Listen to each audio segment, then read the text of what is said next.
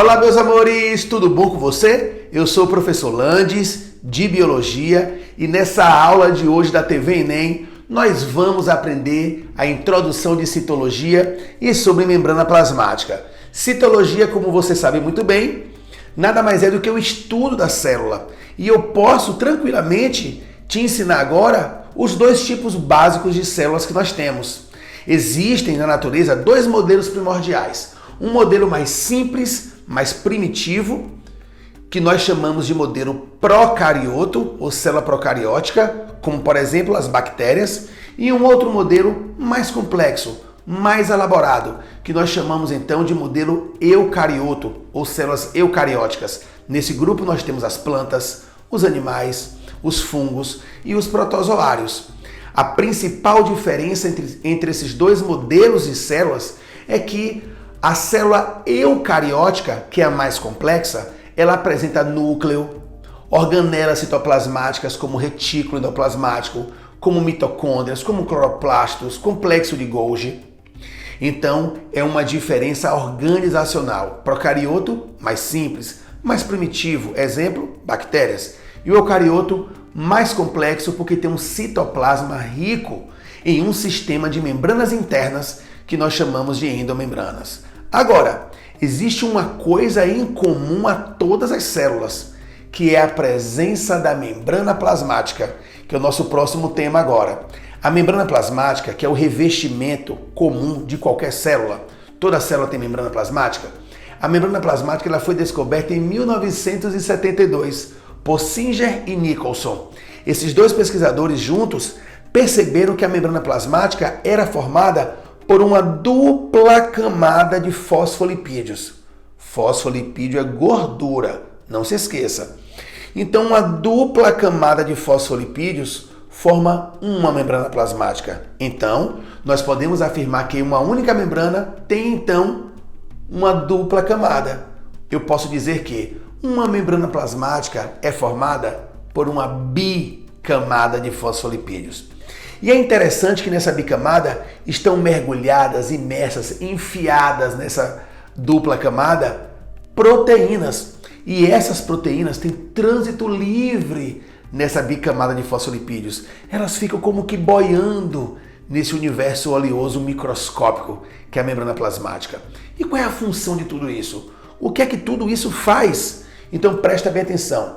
A membrana plasmática tem um papel de controlar o que pode entrar na célula e o que não pode. O que pode sair da célula e o que não pode. E de que forma essas coisas vão entrar ou sair.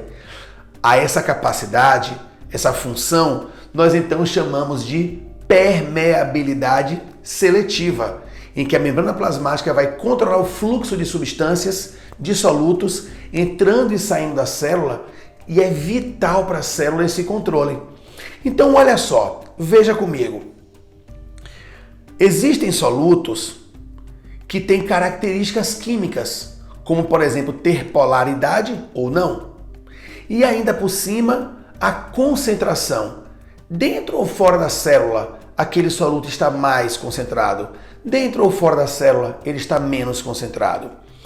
E esses dois critérios, esses dois aspectos, polaridade ou não, com mais concentrado ou não, vai determinar quem entra, quem não entra e de que forma passa pela membrana.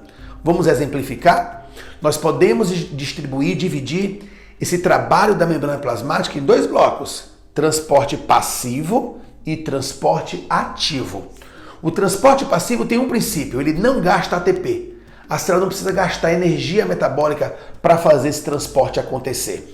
Enquanto que o transporte ativo terá sim gasto de ATP e vai ser necessário esse dispêndio da célula. Então, primeiro vamos falar de transporte passivo, transporte que não gasta ATP, que não gasta energia metabólica. Olha só, se o soluto for apolar, ou seja, não tem cargas elétricas, isso é semelhante à célula, já que a membrana tem gordura, a membrana primordialmente também não tem cargas elétricas, porque a gordura é neutra. Então, se uma molécula não tem polaridade, exemplo, gás oxigênio, exemplo, gás CO2, são solutos pequenos e sem polaridade. Logo, eles atravessam livremente a membrana plasmática. Atravessam com muita permeabilidade, com muita facilidade. Nós chamamos então isso de transporte passivo do tipo de fusão simples. E essa passagem acontece através dos fosfolipídios mesmo. Agora pensa comigo um outro exemplo. Íons, Na+, K+, Cl-, ou então moléculas grandes e polarizadas, como é o caso da glicose. Então esses solutos polarizados têm uma carguinha elétrica. Aí a afinidade deles com a membrana plasmática não é tão grande assim. Que solução a célula vai dar para isso? Proteínas vão se envolver no processo. Proteínas vão viabilizar a passagem. Então, proteínas canais, por exemplo, fazem com que o sódio possa entrar na célula atravessando um canal.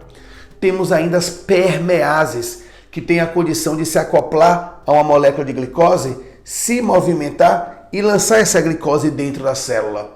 Se tem uma proteína no meio do caminho, se no meio do caminho tem uma proteína, então a gente vai chamar isso de difusão facilitada. Tá vendo? Então, no transporte passivo nós temos a difusão simples, com íons que são como, com solutos que são como apolares. E temos a difusão facilitada, que são, portanto, com solutos polarizados. E o que essas duas têm em comum? Não gasta energia, lembra? E outra coisa, esses íons, esses solutos, sempre estarão se movimentando do meio de maior concentração para o meio de menor concentração. Se o meio extracelular está mais concentrado de O2, gás O2, e o meio intracelular menor concentrado de O2, o O2 entra. Simples assim. Ainda no transporte passivo tem a água, que é um solvente. Então a água, enquanto solvente, ela se movimenta do meio de menor concentração para o meio de maior concentração.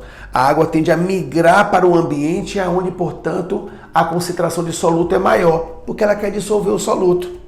Então, na osmose, o tráfego de água através da membrana plasmática é determinado por esse movimento contra o gradiente de concentração. Entenderam? A água sempre migra do meio de menor concentração para o meio de maior concentração. Do meio hipotônico, menos concentrado, para o meio hipertônico, mais concentrado. Também sem gastar energia. Foram esses três os tipos de transporte passivo: difusão simples, facilitada e osmose. Agora, nós vamos falar do transporte ativo, aquele que gasta energia. É exatamente porque os solutos terão que se movimentar contra o gradiente de concentração. Eles terão que se movimentar de um meio menos concentrado para um meio mais concentrado. Então o que acontece? A célula precisa investir energia nisso. Ela vai gastar ATP, por isso o transporte é ativo. E proteínas também são responsáveis por esse movimento. É o caso da bomba de sódio e potássio. Na bomba de sódio e potássio, através do gasto de ATP, o sódio que entrou passivamente, o sódio entra na célula por transporte passivo, por difusão simples, mas ele precisa sair.